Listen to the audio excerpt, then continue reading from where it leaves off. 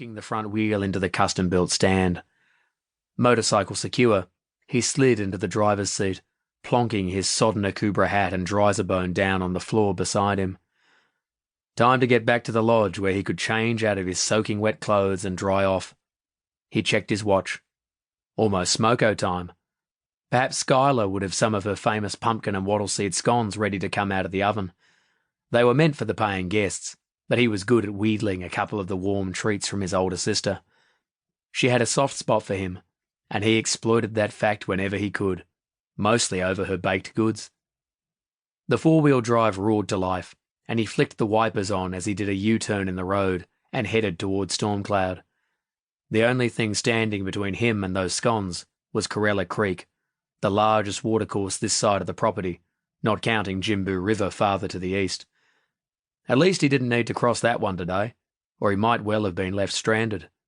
Moving the cattle had taken him little more than an hour, and while the rain had remained constant, the creek shouldn't have risen too far in that time. It might become impassable later, but with his truck, it shouldn't be a problem now. He hoped Steve's predictions were wrong. The last thing they needed was a flood, especially this early in the season. It was only mid-November, and they still had plenty of bookings at the lodge. They were used to lots of water around here. By the end of the season, the lower floodplains often resembled a large inland sea. The main lodge was never affected by flooding, however, as it had been built in the rocky hills and rises surrounding Mount Mulligan. January and February were usually the wettest, and considered low season for bookings. It was the primary reason they closed down over those months. It gave them time to rest and recuperate.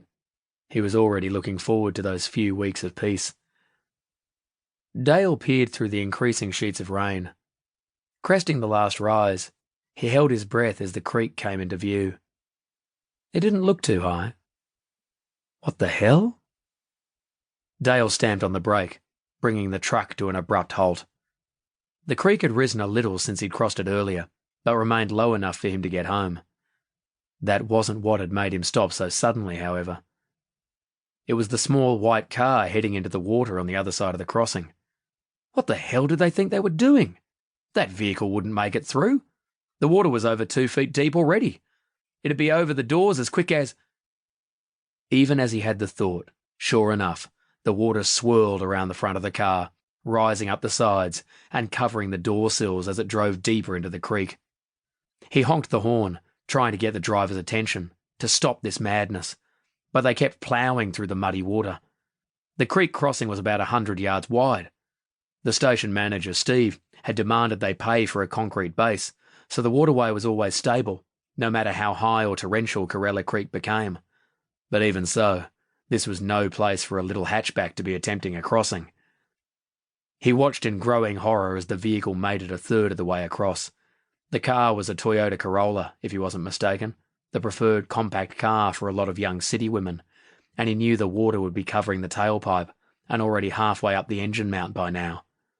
The car slowed, its forward motion reducing to a crawl before it came to a juddering standstill.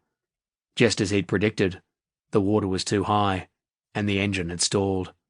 Stupid bloody tourists. Why couldn't they learn? This wasn't the bloody city. Not even close. They were all the same, totally unprepared for the conditions up here, and completely clueless when it came to their own survival. This couldn't be guests staying at Stormcloud. They were usually flown in by helicopter, or ferried in on the large four-wheel drive bus bought specifically for the job. Who the hell would be out here in the middle of nowhere in weather like this? He had half a mind to leave them right where they were. The only problem with that uncharitable thought was their vehicle sat right in the middle of the concrete floodway and was now blocking his access.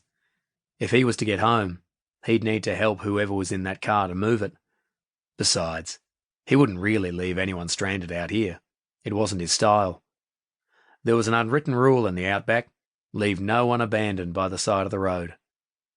People could die out here, but it got his goat when individuals did stupid things without thinking.